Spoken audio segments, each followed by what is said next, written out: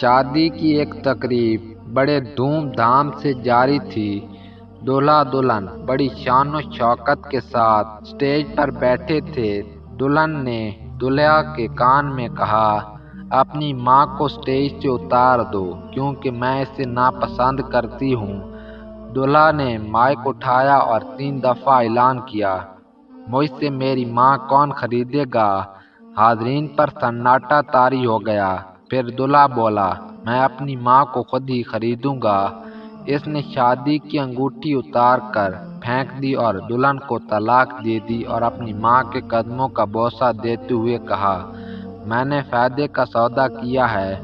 حاضرین میں سے ایک آدمی نے اسی وقت کھڑے ہو کر اعلان کیا، میں اس نوجوان کے ساتھ اپنی بیٹی کا نکاح کرتا ہوں، اور کہا کہ اس سے بہتر میری بیٹی کا خاوند نہیں مل سکتا۔